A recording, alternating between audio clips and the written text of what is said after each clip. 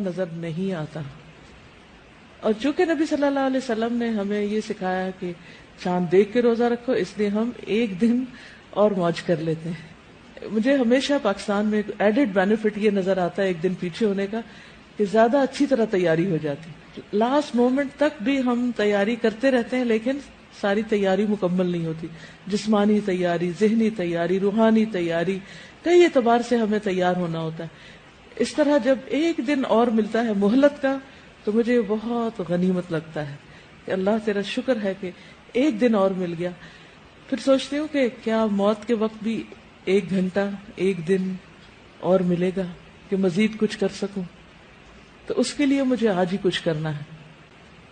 اور رمضان کا مہینہ تو نیکیوں کا موسم بہار ہے، اس لیے زیادہ سے زیادہ اپنے بیگ پیک کرنے ہیں. دیکھیں جب آپ دنیا میں کسی سفر کے لیے روانہ ہوتے ہیں تو عموماً کیا ہوتا ہے، آپ ایک محدود سامان ساتھ لے جا سکتے ہیں.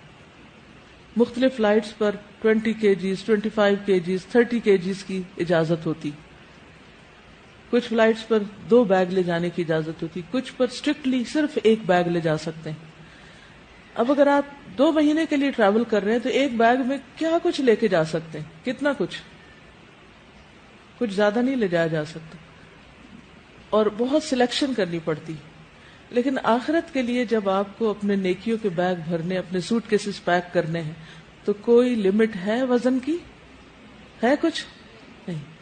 دنیا میں اگر آپ نے کچھ پیک نہیں کیا ہوتا تو کیا منزل پہ جا کر آپ کو مل جاتا ہے؟ مل جاتا ہے. مثلا یہاں سے اگر آپ دبئی جا رہے ہیں تو پاکستان سے زیادہ اچھی چیزیں مل جائیں گی.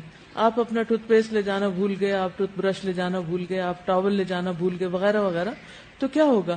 آپ ہمیشہ یہ سوچتے ہیں اچھا نہیں بھی سامان رکھا جا سکتا تو کوئی بات نہیں، وہاں پہنچ کر اور نئی چیزیں لے لیں گے، اچھی چیزیں لے لیں گے. تو آپ کو کوئی غم نہیں ہوتا گھر پہ چیزیں رہنے کا، کیونکہ وہ گھر پہ ہی چھٹی ہوتی. لیکن آخرت کے بیگ میں، آخرت کے سوٹ کیس میں اگر آپ نے چیزیں نہیں رکھی پوری تو کیا وہاں آپ کو کچھ مل سکے گا؟ کوئی اور دے دے گا جس چیز کی ضرورت ہوگی؟ نہیں، وہ آپ کو یہیں سے لے کے جانا ہے. تو اس لیے ایسا موسم بہار اور ایسی سیلز کا سیزن آ گیا ہے کہ جس میں چھوٹی چھوٹی نیکیوں پر بے شمار اجر ہے.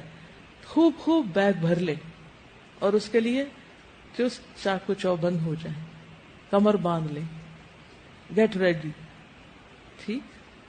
اور کیا کیا کرنا ہے آپ کو، اس کا آپ کو اس کتاب سے کرنے کے کام کے تحت بہت کچھ مل جائے گا. تو میں یہ چاہوں گی کہ آپ اس کا صرف ایک بار نہیں کئی بار مطالعہ کر لیں تاکہ کوئی کرنے کا کام رہ نہ جائے، کوئی بھی سامان پیک ہونے سے چھوٹ نہ جائے. آخرت کا سفر تو ہمارا ہر وقت جاری ہی جاری ہے.